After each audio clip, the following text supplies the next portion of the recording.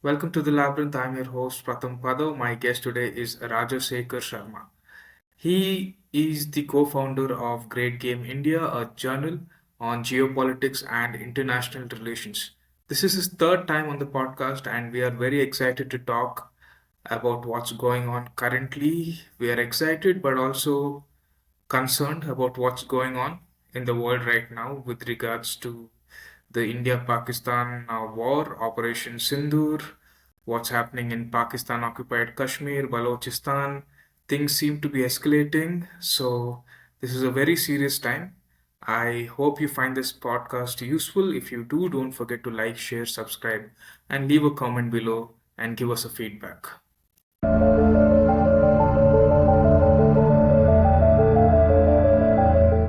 Hello, Rajasekhar. Welcome Yeah, back hi. to the Labyrinth. Yeah, hi, Pratham. Yeah, I just want to start by asking what's happening. What do you think caused the ongoing India-Pakistan conflict? okay. Ongoing India and Pakistan conflict is not, I mean, it's not the beginning. It's actually started in 1947 itself. So even before 1947, from 1932 onwards, British is creating a scenario that, I mean, when British is ruling India, the Pakistan is not there at that time. So it was part of Afghanistan, and we have a land route. British used to use land routes from India to Europe.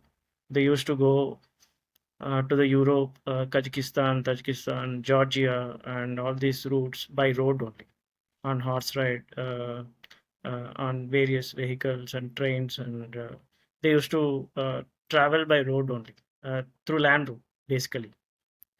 So, because India was a strategic point, if you see the India as a map, uh, India is very strategically positioned in Arabian Sea, Bay of Bengal, and Indian Ocean. And so, Europe, when you see Europe, also is a part of Asia.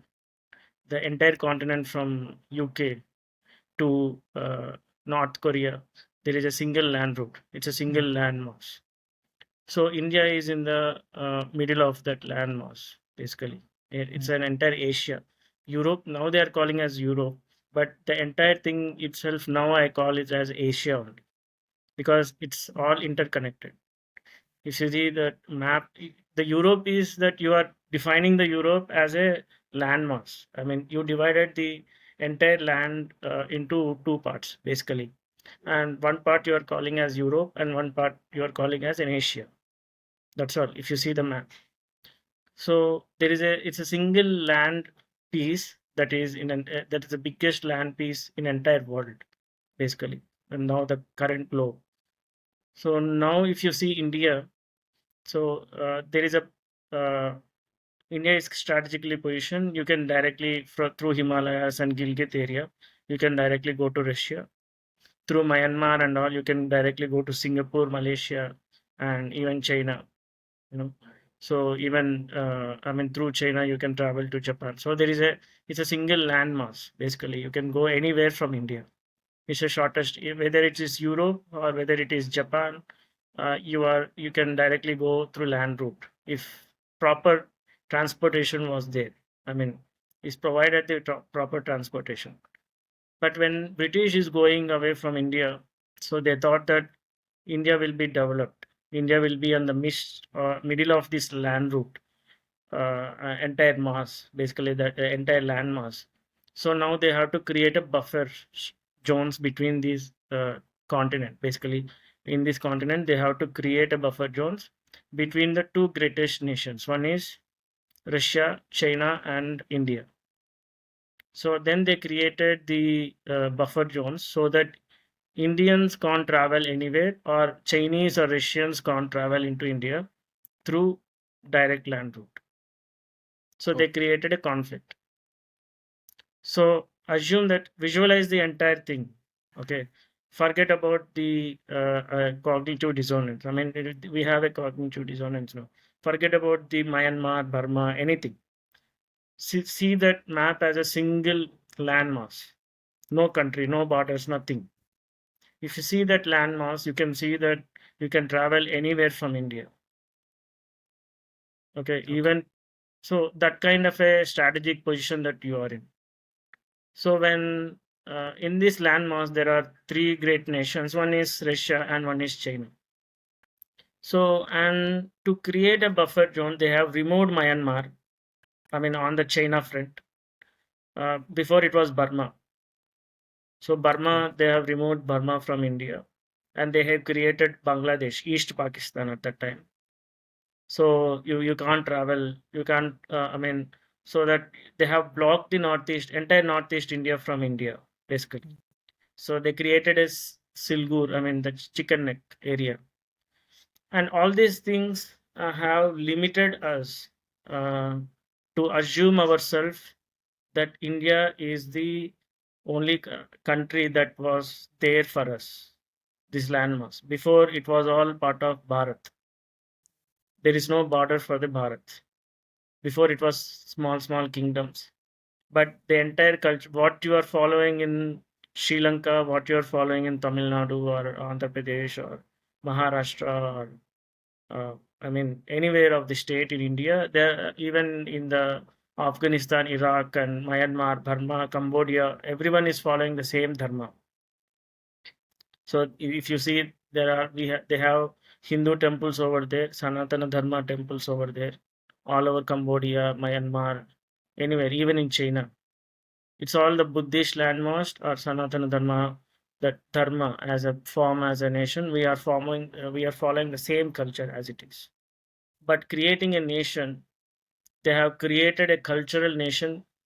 One is Hindu nation, and they created a separate country as it is like Hindus for India and Pakistan, East Pakistan for Muslims. So they have cognitively has what they did is they limited us psychologically to these borders, and they created a conflict between us, so that we'll fight forever. Okay.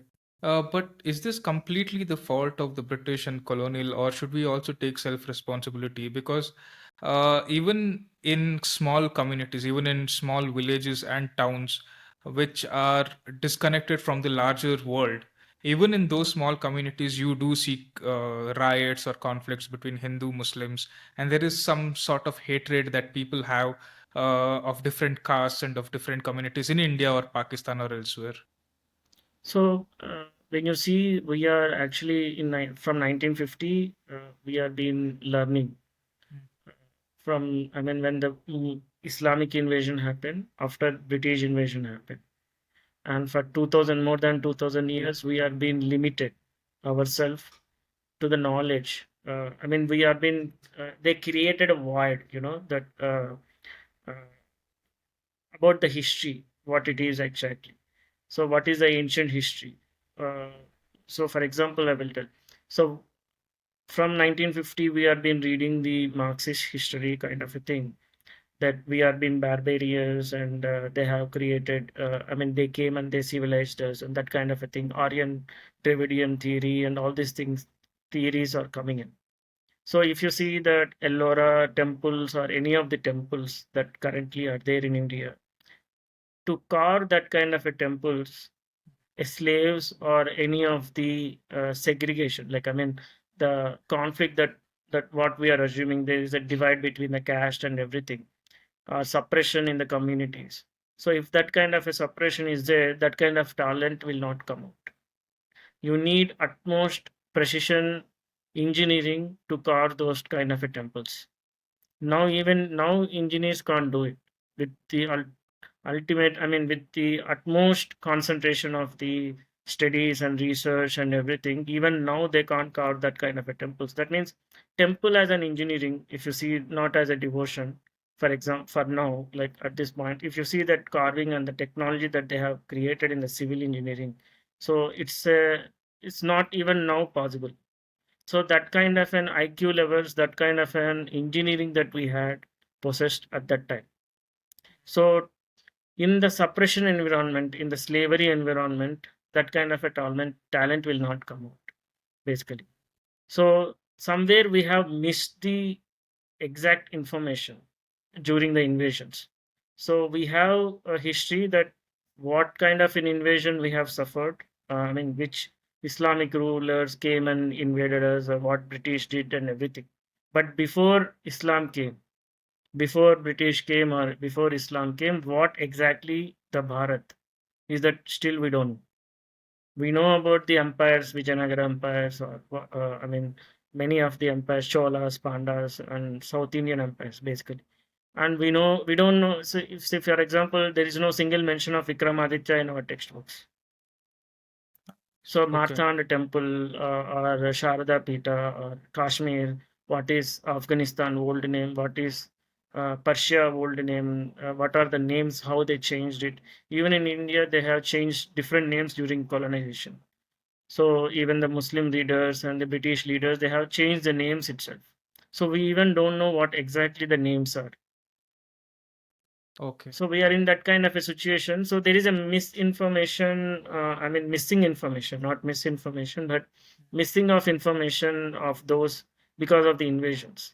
Like before Islamic invasions, what really India is. There are no documentary or any of the things that they had been erased, they had been manipulated, our history has been manipulated, suppressed, and everything. Not only our history, wherever they went, they did the same thing. Wherever they colonized, they created their own version of history.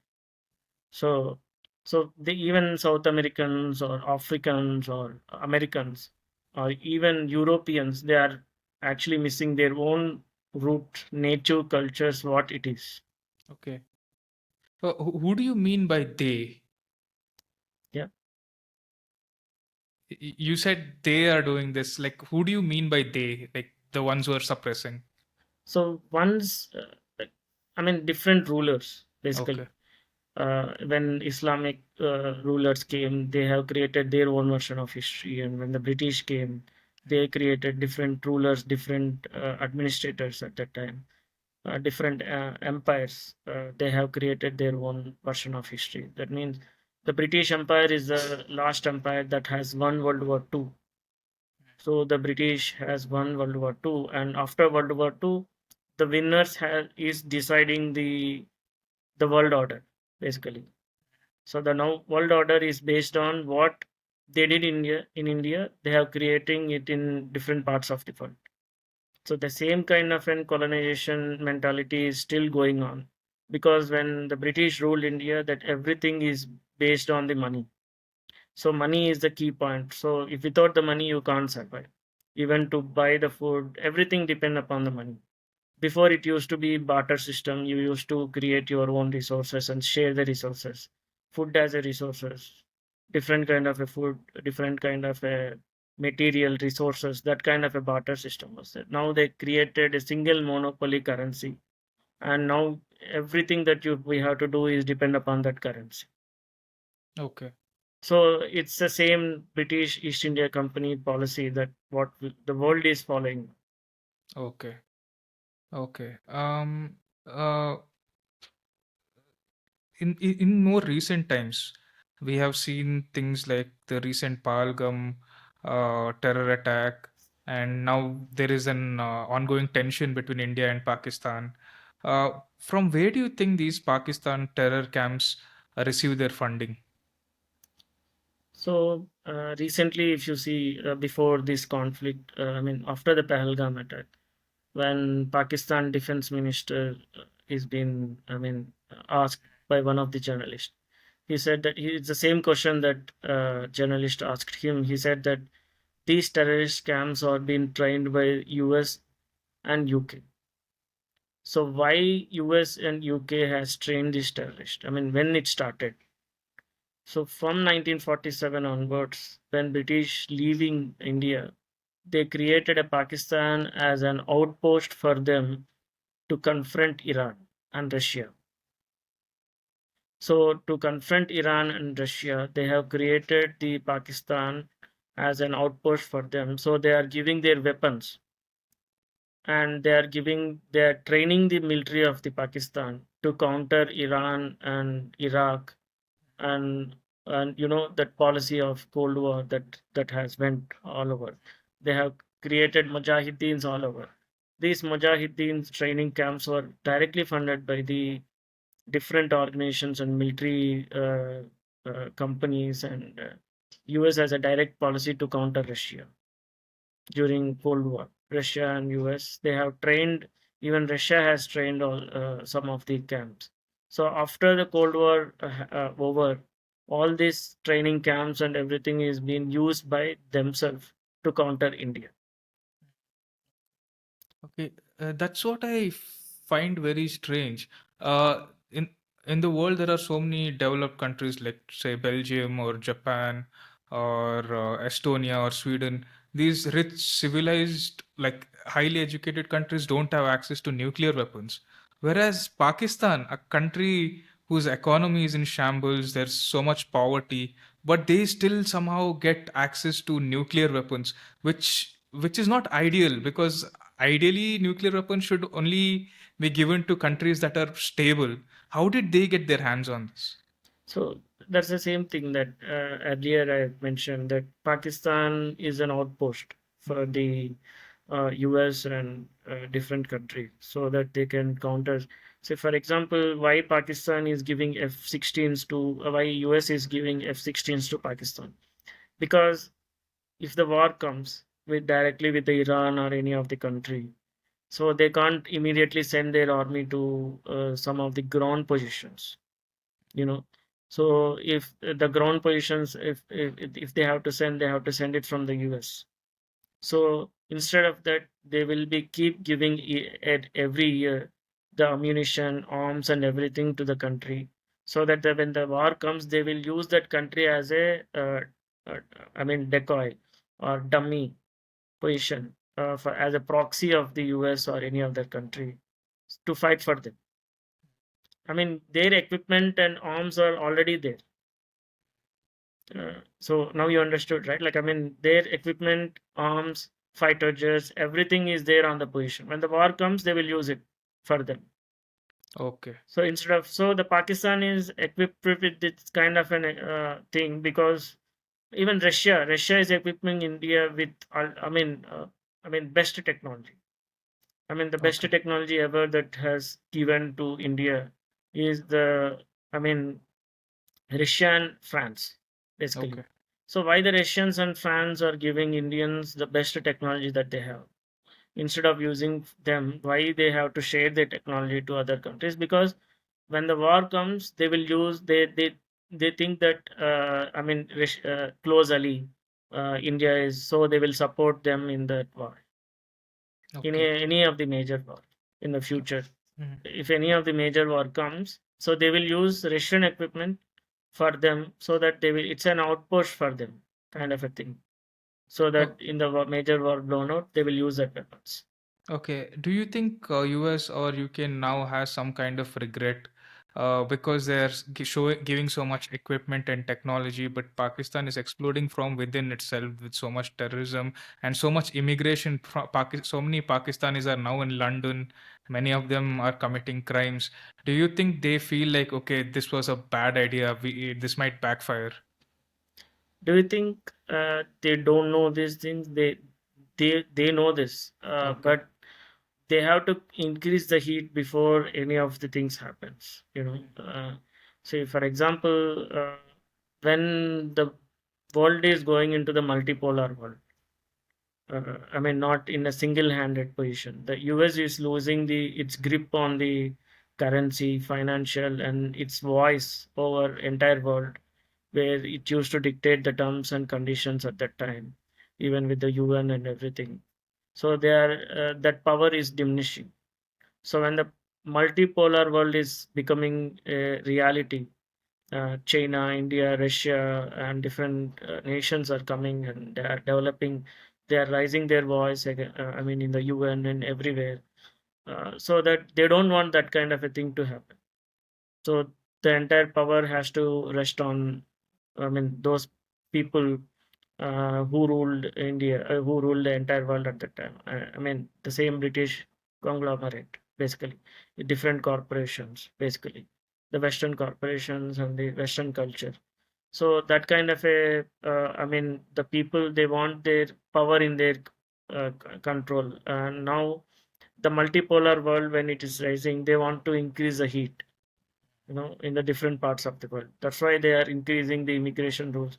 They are smoothening the immigration rules for the so many of the Middle Eastern countries. The people are traveling everywhere. Now you can see the unbalance in the demographies all over Europe. So these kind of things, they're actually peddling them so that it will create an internal conflict, and that internal conflict will rise into the wars. Yeah, and I wonder sometimes, why does the British and the US have to be like this? Why can't they focus more on their own domestic issues and work on themselves?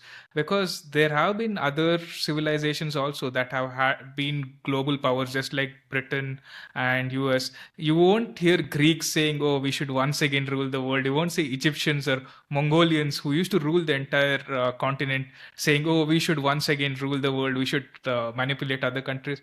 When will they give up their idea of manipulating and just focus on themselves? So when they will do, because they're already continuing, they didn't give up anything after World War II. They won, uh, so they are ruling the things now. They are the Okay. terms and conditions in that. Why will they lose that? Hmm. So if they lose that, then after any years they might get think that why we have to think about, like, now they are currently in the power. So when the power, money, arms, and everything is in their hands now. So why they will lose that? Like, now they are enjoying the power and finance and everything. They are dictating the terms. Now, even now, like, do you think that India will not? They will not let POK or any of the Pakistan to be part of India. They will not accept it, because once it is with India, India will rule the world, because we'll have all the land access to Okay. Russia. Okay. The Russia and India, together we can create a whole block basically. So that's why they want to divide. They want to divide the landmass. They want that buffer zones to be continued. So they don't want India, Russia to be and India, China to be united.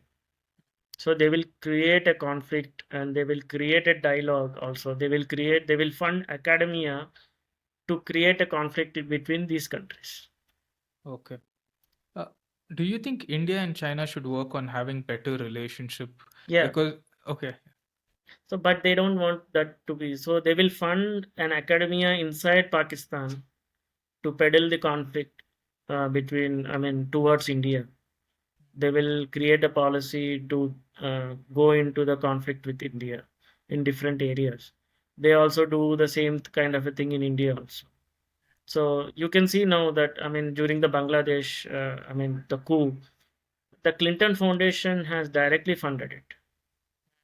Why the Clinton Foundation interested in that one? Okay. Uh, So Muhammad Yunus is directly attended the Clinton Foundation conference, and they have directly thanked him after the coup and happened. And you know that how they have created the massacre of Hindus over there in Bangladesh. So that kind of a thing, they have funded it directly. okay. They are funding Pakistan now. Recently, IMF has fund 8,000 crores yesterday to Pakistan. Even after we are providing, the Pakistan is, I mean, creating the terror camps and training the terror camps from last 3 decades. And even now they are funding. Even now when the conflict is happening, even now the terrorist attack happened recent times. They have yesterday they have released 8,000 crores. That means, like, why they are so much of interested in creating that kind of a thing. They don't want India to be developed, India to be grown enough, so that, because this land mass is very different, very unique. So it's not with Russia, it's not with China. This we have 3 seasons. We have, population, younger population, and the climatic conditions are so good here. We have the food security is very much high in India, and the talent is very much high in India. Everything is in balance. This landmass is very much balanced according to the geographical conditions. So this kind of a talent pool, when it comes out of the border, when the limits, when the Indian borders, when we recognize our ancient Indian borders, basically, so then we will get the IQ level of Indians will increase. We'll not limit ourselves to the Pakistan or Bangladesh. We think about Europe, we think about China, we think about we because we'll share knowledge together. We share knowledge, cultural knowledge, or uh, trade knowledge, anything. I mean, the trade routes will increases, the business will increases, the oil routes will increases, everything increases. With that increase businesses, the lifestyle of Indians will change. The IQ level of Indians will change. So the entire country will go in different direction altogether. Now our Indian IQ levels are limited to the Pakistan. We know in geopolitics, we only know about the Pakistan or Bangladesh or China. That's all. We don't know about what exactly happened, what is exactly happening in Ukraine, what exactly happening in the Britain, because we are not read about those cultures. Because we are limited, our limited knowledge has created limited uh, uh, I mean strategic and viewpoints, limited goals. We are being boxed in these conditions. Okay. Even China was colonized just like us. Even China was Chinese people were massacred during World War II by the Japanese and by other forces, and they also received their independence around the same time as us. Yet they have become a superpower. Their cities look so futuristic, but in our cities, people are still spitting pan. They don't have civil sense. They're throwing garbage everywhere. While China and even smaller countries like Thailand and Vietnam have overtaken us in terms of GDP per capita. Why are we still lagging behind? Because Indian condition is very different. For example, I mean, the first Islamic invasion happened on India, not on China. So when that happened, they have massacred most of the native cultures over in India. They have disturbed entire masses of cultural masses of India. And after that, the British invasion happened here. So all these things has created a knowledge gap, and it has created more divide between us than unity. But whereas to the China, even though the invasion happened, that the manipulation of the Chinese culture didn't happen.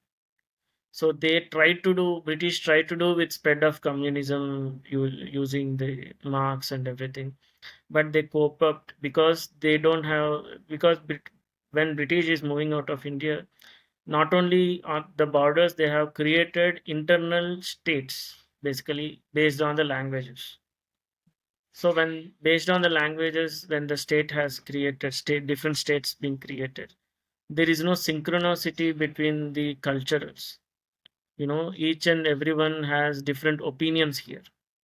Each and everyone has different voices here. But whereas when you go to China, they don't have different opinions. To suppress their development. Even if you want development in India, there are a lot of other people come, and in the view of democracy and in the system that British has created, the constitution, we directly copied the constitution from the British and different countries. So but whereas China, they have recognized their own culture, they have preserved their own culture, their language is one, and everything is one, and they don't have different opinions at time together.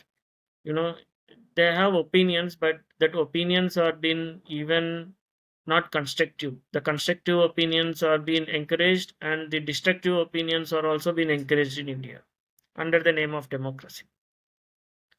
So when it comes to the engineering, like, you have so much of reservation system and so much of things that, uh, there is a reason to create a reservation system, but that's the not only the sole point. Even everyone, low class, upper class, or any of the caste or creed, everyone is suffering in India because of the economics. Even with the reservation system not much developed in India, even with the reservation system, those communities who are having the reservations are also not getting uplifted. Like, I mean, it's not, we are going in nowhere point, basically. We are creating our own conflict. We are creating our own kind of a destructive mentalities inside India through the caste system. I agree. I mean, excessive caste discrimination or even caste reservation. Caste reservation has caused even more divide. And you see in the parliament now they want to introduce caste census, which will also cause further divisions, because then people will say these many, this caste has these many percentage of people, so this much reservation for them. I was reading the notice that came from IIT in Haryana last year, where they said that for general category, if you want to get in, you have to get very high, like 99, 99, 98%. If you're from OBC, around 75%. And if you're from SC, ST, even if you get 35%, you can get in. That will not only create further caste divisions, it also promotes incompetency, because someone from reserved category who's incompetent, who gets only like 36%, will get the seat. But from someone from general category, even if he gets 97%, he won't get in. What kind of bad quality people are we promoting, right? So I sometimes feel like, okay, fine, I understand that certain castes and communities, they've had a bad time and we have to give them a helping hand, but not at the cost of good quality students. Exactly. So that's what, like, I mean, we are digging our own holes, basically, through the system, that instead of the system that was created to suppress not only OCs and I mean BCs or any other thing. The system is created to suppress everyone here. Basically, everyone is suffering, even though the reservations are there, even though so many schemes are being peddled, so much of funds are being encouraged to the SC, STs, and BCs. Even though all these are creating ration cards and everything, that ration subsidies and everything. Even though when from the last 70 years we are not been coping up, because the system is I mean, hitting each and every other and creating a conflict and manipulation and creating it indifferences, differences between us, basically. As you said, that different caste, even so, we have to create a system where the differences has to be removed, not to be further created. The system is like that, so that the if the reservation system is not is being removed, then the I mean other caste people will come, that why the reservations are being removed. And when the reservation system is there, it's creating more conflict. And there are laws that are there in the India where it's creating the internal conflict more than creating a solution. So we are creating further conflicts between each and every other caste and rifting the entire fabric of the society.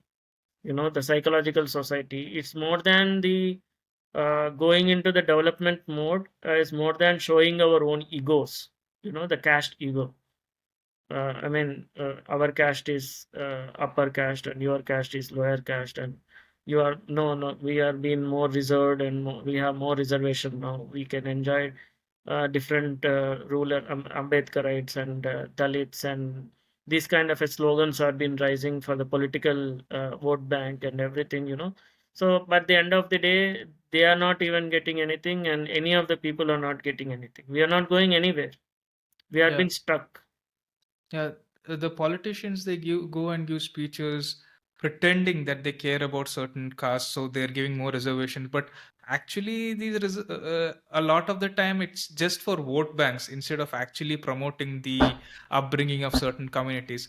But along with the trend of reservations in the past few years, especially in my home state in Karnataka and also in Andhra and Telangana and Tamil Nadu, and even from the central government also, we are seeing there has been a trend of freebies, like giving free bus tickets, giving free this, free that, free money, free for unemployment. People will give free that, ladli beti yojana, this yojana. And Indians are getting addicted to that so much that even if a politician does not talk about development, it's okay. If he talks about free electricity, we'll vote for him. It's become like that. Yeah. So we want temporarily, I mean, temporary kind of a things, to convince ourselves, so that if the free bus is come, we can save our money. we can travel anywhere. That kind of psychologically, they are creating a temporary solutions, and the politicians are creating temporary solutions through subsidies and all these things. But people are anyway has to follow that they are taking that one. So because they will create, I mean, at least for some time they will enjoy that benefits. So instead of putting their own pocket money, they can go in the free ride. So it's a simple psychological operation, but the politicians are using them. But at the long run, it is actually creating a more financial distress. The younger generation, the upcoming generation has to suffer those kind of consequences after this financial distress. The caste system is where that India has to answer very quickly. Otherwise, this will create more conflicts, internal conflicts than any other thing. So we don't need external enemies for Okay. this one. It will create the understanding between the different castes has to come, because this caste is very fabric of Indian society, because India is an agrarian society. Each and every caste used to enjoy their own financial independence at different kingdoms. So there is no differences. There is no caste differences at that time. There is no caste differences, but there is a caste segregation. There is no caste in discrimination. So there is a two different words. Caste segregation is different, and caste discrimination is different. Like, I mean, for example, India is very unique and culturally very, uh, open society. Like, different communities used to practice different cultures. So that's why we accepted different cultures even from outside, like Jewish culture or any of the cultures are surviving in India peacefully because it's an open society. And we used to accept every other differences. Now, that differences, for example, the fisherman is a community. They used to trade the fishes and make the money out of it. They used to be the richest community. That community, that caste, there is a separate caste for the fisherman. So there are subsects in the fisherman also. So no one used to other from the other community, no one used to interfere in those businesses. The fisherman community enjoy the fishing, trade, businesses, and food and everything. I mean, they used to supply the food, fish food and fishery to other countries also. Cambodia and all other countries also. They used to ship the fish and fishing items to different countries also. But when other communities like a Brahmin community or Kshatriya or Vaishyas, they don't used to go into that businesses. They have their own business. For example, Vaishyas used to work in the kingdom as a financial assistance, like CA, chartered accountant. Now you can call. So they used to create a separate budgets and everything. That is a separate community as an subject. And the leather man, the chamas, they used to have the leather manufacturing and leather cutting kind of a thing. They used to manufacturing the leather bags and everything, and they used to sell that. No one used to go into that community. No other community go and poke in their businesses. Their family business. It used to be family. They used to be secure their finances. There is a job from the beginning itself. When you are born, you have a job. That's a family job. When other people used to sell, I mean, the tribals, you in the forest used to sell the medicines and all the leaves to create a medicines and kashayas, the Ayurvedic medicines and everything. They used to sell to different communities. And the Brahmin community, they used to maintain temples and advisory as a kingdoms and different things. So no one used to go there and do the things. And there are different shastriyas and dharmas that used to follow. For example, Brahmins don't use, they don't, I mean, in certain conditions, they don't used to eat non-veg. So they have their own community so that they don't go and touch others. Like, I mean, COVID, during COVID, we have created social distances. When someone used to enter into our house, we used to tell them, don't touch us. That's not a discrimination. That's called segregation. There is an understanding because you are coming from outside. They think that the COVID, I mean, he used to clean up and he used to wash hands and come inside. Even vegetables we used to wash. I mean, the government used to tell that all these things, right? Like social distancing and everything. So that kind of an environment, it's not a, there is a difference between the segregation, understanding, and everything between each and every community, and there is a discrimination. Discrimination is creating a psychological point towards you and suppressing you and torturing you psychologically so that I mean painfully, so that is called discrimination. But that used to not happen. That used to, if that happened, this kind of a cultural acceptance would have not been in India. Okay. We Uh, Yeah. even caste segregation, wouldn't that isn't that a little outdated, and doesn't it go against meritocracy? Because let's say there is someone from the Brahmin community, he might be an excellent tailor but won't get an opportunity, or someone from the fisherman community might be excellent at making Ayurvedic concoctions or kashayas but will not be able to interfere in that. So in order for meritocracy to happen, shouldn't there be less segregation and more competition?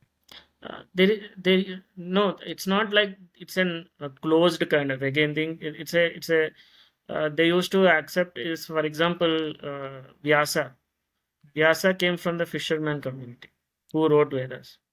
So, I mean, there are different people came from different communities.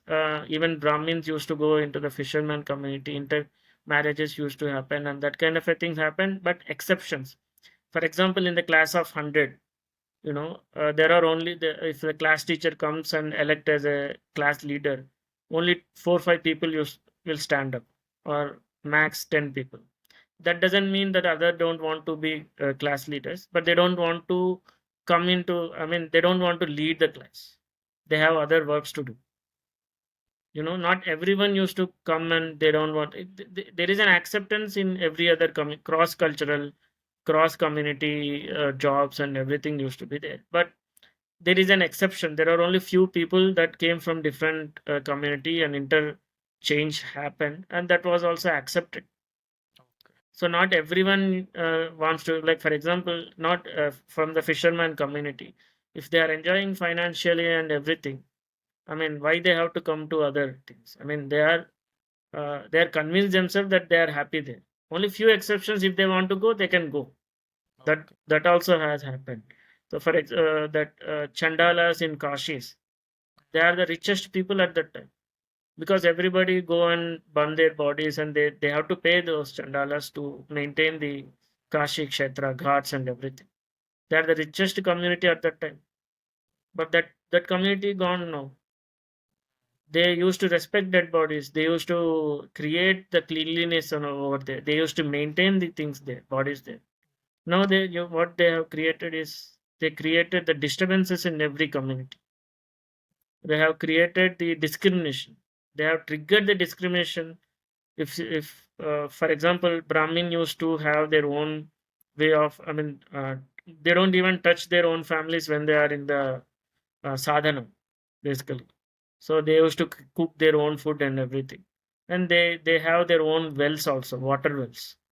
So when some other community, non-veg eating communities, come at that time when he is doing sadhana, they used to they don't disturb, basically. They don't come, basically. They also, other communities also know what he is doing. But what British has created is she is not allowing him. So he is showing discrimination. They created the indifferences. I mean differences. They created a differences in the psychological.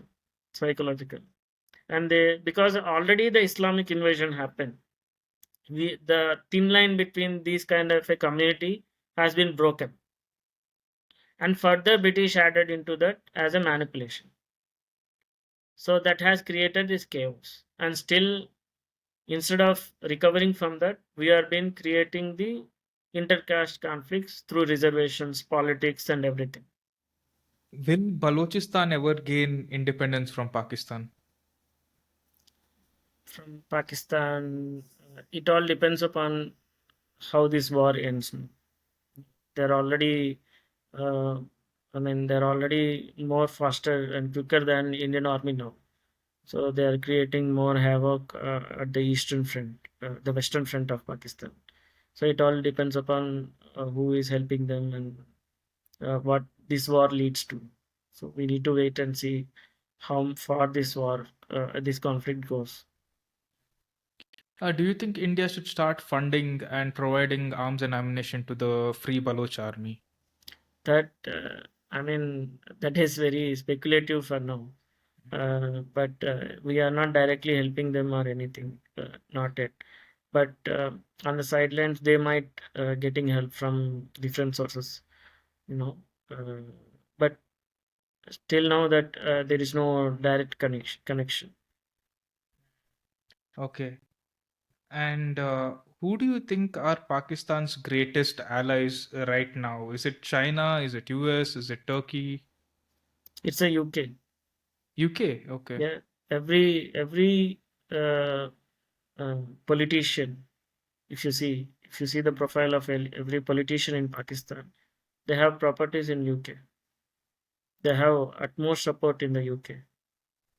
For everything, they run towards UK. Recently, the foreign minister of the UK, he went to the uh, parade in, I mean, last year. He when the things are happening at the borders and everything, the conflict and everything. Recently, he traveled to UK and he did many of the intelligence officers of UK, British intelligence officers. So Okay. everyone of these terror camps and the conflict groups, they have direct connections in the UK. The Khalistan, for example, they have a support in Canada. They have support in UK. So recently, the even in UK, one of the ambassador of the Pakistan, I mean, employee, he was showing Indian flag and burning it and everything, and they have been sitting silently. Khalistanis are burning Indian flags and UK near the embassy, and they are sitting silently. Even LTT at that time used to have enjoy their time in UK. So everyone, even now, every other conflict, every other insurgency group, major insurgency conflict in country, they have bases in UK. They have good relations with UK. Why IMF given the loan, sanctioned loan without the permission of UK and US? They were not created. I mean, who voted positively? You know. So everything. That's what I'm telling. It was created in 1947. The same the rule is happening. It's just that UK I mean started work from home from 1947 onwards. They don't have Uh, base in India. That's all. okay. Where does the IMF get so much money to give loans to Pakistan and other vulnerable countries? They get from different countries. Different. They take money and they give other countries with much more interest and everything. Okay. You know. So it's a different money game. Okay. So that's altogether a different topic. The printing money, uh, I mean, creating the African resources, how they plundered and created the money, the oil money, where it is going, and all those things. Okay. Is Operation Sindoor a success so far, or will time tell us in the future? The time will tell us. Now it's only the preliminary thing is happening. Not yet went into major conflict yet, but it will go into the major conflict soon. Okay. Okay. How do you think this might escalate further? I think India is determined to take over POK at least Hmm. because this is the best chance. The entire international community and inside internal parties, political parties, all parties, everyone is supporting this cause. They are against the Pahalgam attack. Even the OIC, AIMIM, I mean, it's supporting them. Everyone has one voice internally. They don't have any other say. So this is the best chance to take over POK. Until you take over POK, or until you create a borders, international borders for us, this conflict will not over. This Okay. conflict even further create the internal conflict also inside India between Hindu Muslims, because they come and they will create the conflict between Hindu and Muslims here, good Hindu and good Muslims here. So they want that conflict. So that's why if you see, the Indian Christians and Indian Muslims are very different to the Middle Eastern Muslims and European Christians. Here it's very open, even now. The fabric of society is very unity. But the people are not understanding of their value. They are moving their own ideology with the egos, basically, not understanding. Even they don't know what's the religion. Most of the people are converts here. Even they don't know what's the Christianity outside the India. You know, like for example, that Africans, they don't know, Africans, Muslims, Europeans, they don't accept. I mean, Christians, the black Christians, the white Christians, even their conflict is happening. Sunni Shia conflict is happening in Middle Eastern. The Middle Eastern countries are fighting. Muslim countries are fighting themselves. For example, Syria, the Assad coup, the war between the different rebel groups in Middle East is still continuing. So that kind of a thing is not happening in India, right? We are peacefully living, even though different religions are living here, staying here. Okay. But is it like very peaceful, because we see conflicts not only in Kashmir but also in West Bengal? We saw the Murshidabad riots where a lot of Hindus were murdered, and even in Manipur, there's been unrecognized civil war sort of a situation that's been going from the past few years. So, isn't there a lot of disharmony amongst ourselves also? Yeah, that's what, like, I mean, I told, like, we are moving ourselves. We are not understanding what religion is. Indian Muslims and Indian Christians has to, or Hindus has to understand internally first what exactly that we are living in. I mean, what is Hinduism? What is Islam? What is Christianity? Where it came from? What is that before? There is no religious study here. Once the religious study comes in without egos and everything, we can understand what's exactly the core principles of religion. No one don't know the core principles of religion here.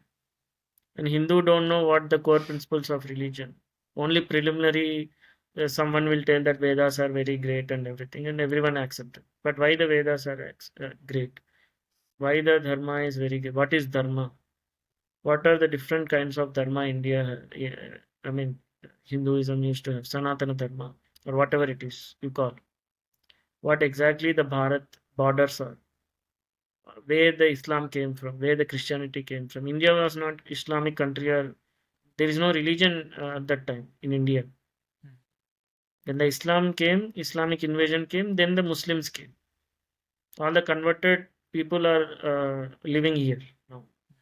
When the Christians came, the Christians converted Indians. Before, it used to be the same culture, right?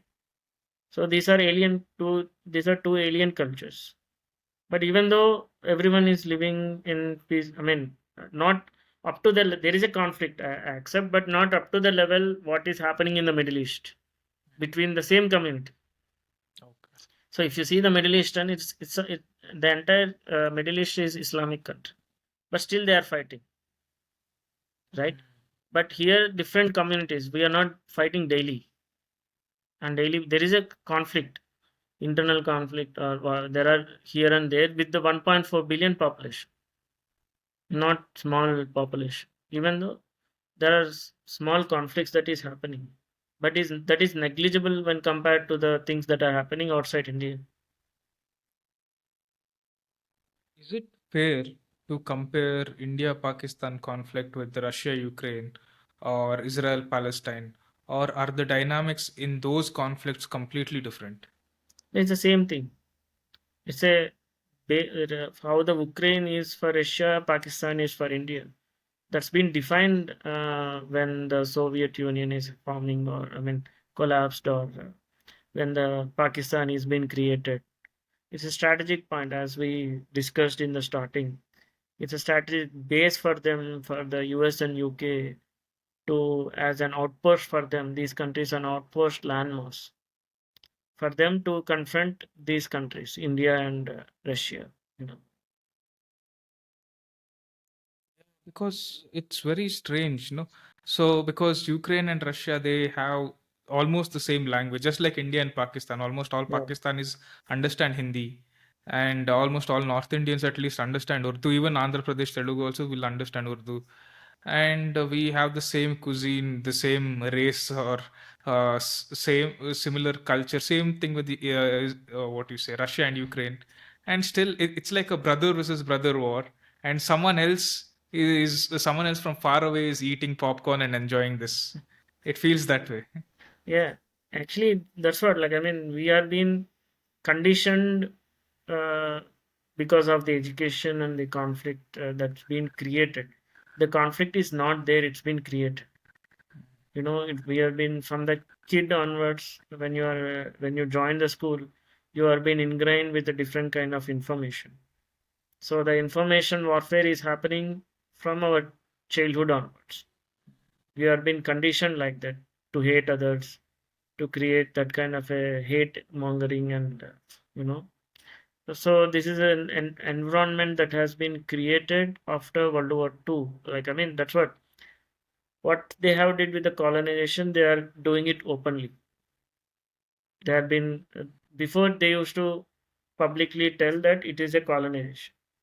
We colonized India, we colonized Sri Lanka, Indonesia, we colonized Africa. These we have been ruling them, we have been plundering them. They used to openly tell that. Now they are not telling openly. They are created different means to control. Okay. And when it comes to Israel Palestine, who are the bad guys there? So bad guys, see, it's a age old conflict. 2000 years, when the Constantinople and the Islam came, they have driven most of the Jews over there. When the Romans also funded those kind of an events at that time. So when the Christianity came, it went altogether a different direction, and so the conflict has been there from the ages. So now, to understand it, it's very. I mean, we need to understand the 5,000, 10,000 years of history over there. So for us, it's very. The Israelis formed in 1950 when Pakistan was formed. You know, so under the religion, these are the two religious state that is formed at that time. You know, no one open declared that this is a Christian country, or this is Hindu country, or this is Islamic country at that time. So after these two countries has formed, then the religious based countries are formed. Now, when this kind of a situation is coming in, there is no uh, here and there. But when Israeli is formed by the declaration of Balfour Declaration. Yeah. So Balfour Declaration is funded by the British. British created this one. So when the British created this kind of a thing, they are created for the purpose. How they created Pakistan, they created Palestine, Israel. Israel. Israeli as a base for them to confront I mean, the Constantinople at that time. I mean, to confront the Islamic friend from that position. So for them, everything is a war. They don't see the country as it is, as a community or ethnic based, because they went all over. They have ruled world basically. For them, create seeing the people as a humans or any other things is out of question. So we need to step into that kind of a shoes and think how they are thinking. So Israeli itself is a war post for them.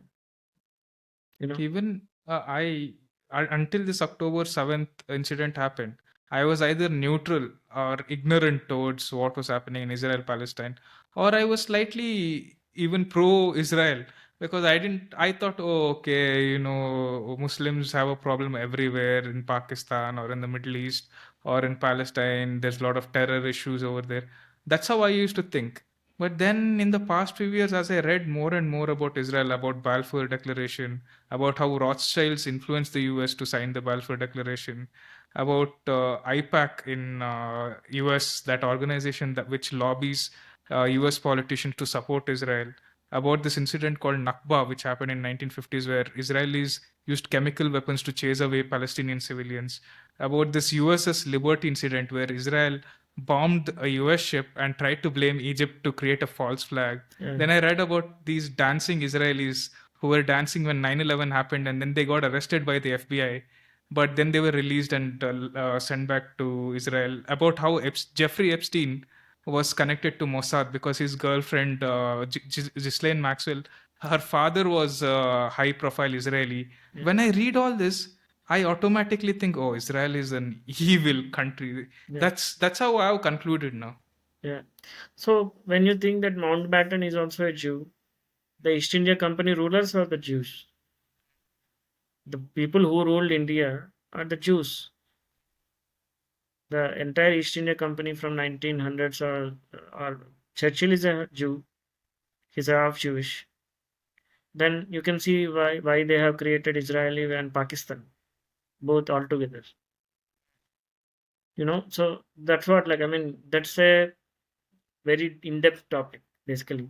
If you go into that, we can discuss in next 2 hours or 3 hours. But in the gist, Israel is a country that is created by the British as a war posting country. So how the Pakistan is an Islamic, even though Islamic country, it's an outpost for them. But Israel is a direct outpost for them, maintaining the military and the decisions in the world order. If you see the anti-Semitism, okay, I will give simple example and we'll take that in next interview. The anti-Semitism is very similar to SC/ST atrocities in India. Both are similar. If you have any word of use, again SC/ST, it's an, even though if there is a blame on them, they have authority to go and file a case against you on ST/ST authority.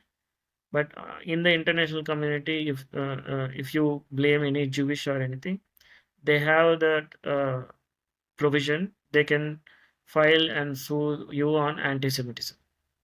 These two are very similar. And at the international level, they have created in India.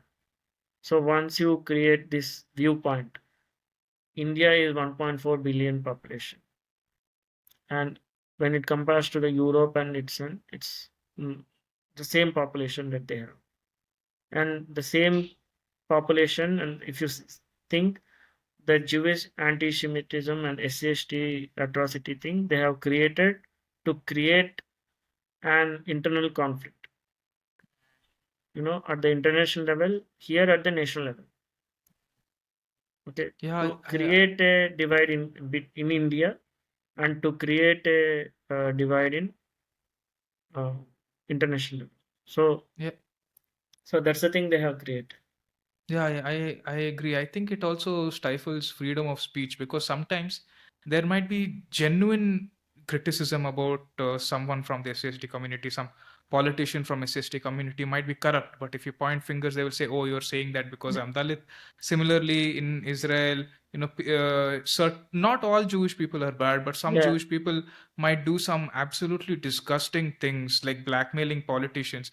And if you say, oh, these Jews, they control these politicians, they'll be like, oh, you're saying all Jews control banks and this and that. That's anti Semitic. You are stifling my right to criticize you rightfully. That's my right. So you can't use these words. These are just words that they've created, like anti vax during COVID. You can't question this. These are all words that, or even the word conspiracy theorist also, which the CIA created. Words are created just to silence us from asking real questions. Exactly. So that's what, because we are being So for everything, the solution is that India has to wake up, because it's a strategic viewpoint. Not only the physical strategic area that we have, even the psychologically, India is being centered in the position where it can liberate many countries, liberate the entire world with the knowledge that it has.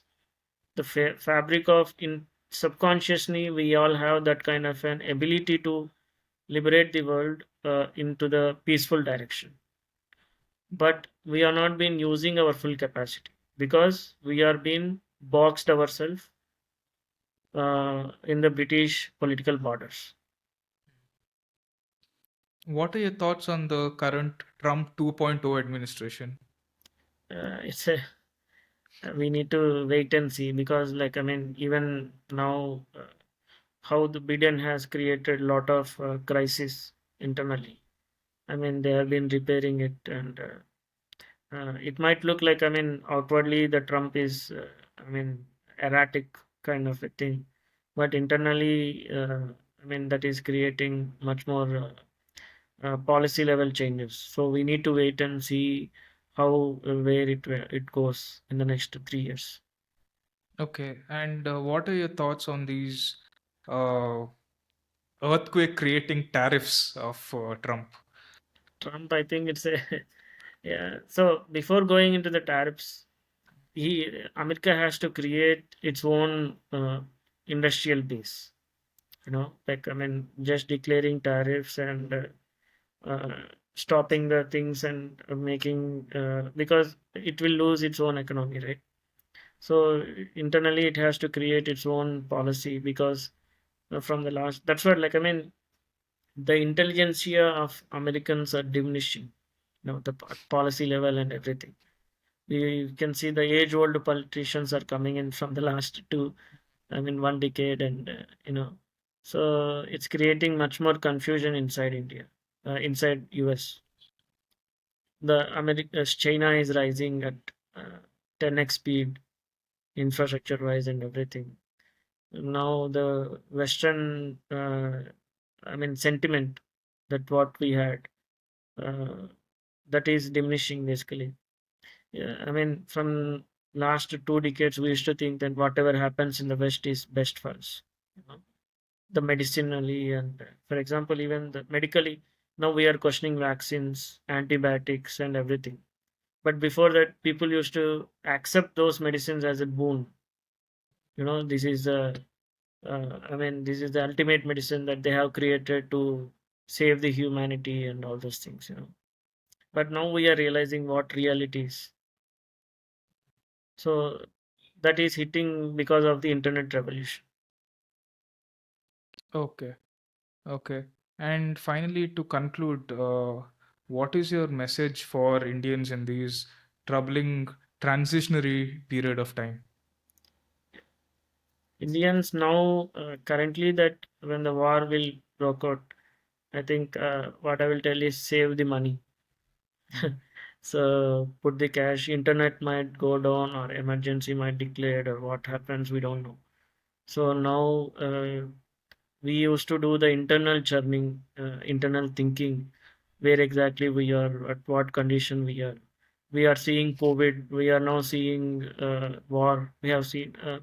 I mean, these are all the conditional things that are happening from the external sources that no other generation has been went through all these years. We are been seeing all these things directly. That means the war is directly upon us, so that you need to wake up uh, and do the internal churning at what exactly where we are, what exactly the reality is. So how to increase our knowledge base without showing any egos. No one wants conflict here. No one wants to fight with another one. Just like think about where who are making these conflicts. So why these people are putting us in internal conflicts and all. Once that awakening comes, then entire thing will change in different direction. Okay. Thank you so much, Yeah. Raj Sekhar, for coming on the Labyrinth. This was a very Thank you interesting so conversation. much for your contribution for this. Like I've seen you are been interviewing different people from different backgrounds. So I mean, if you see that the pool of knowledge that you are gathering from the different is an that itself will tell you that how much you want to curiosity and you want to spread this knowledge to everyone, you know, and make people awaken from your end what you want to do. Thank you very Thank you much. so Yeah. much. Yeah.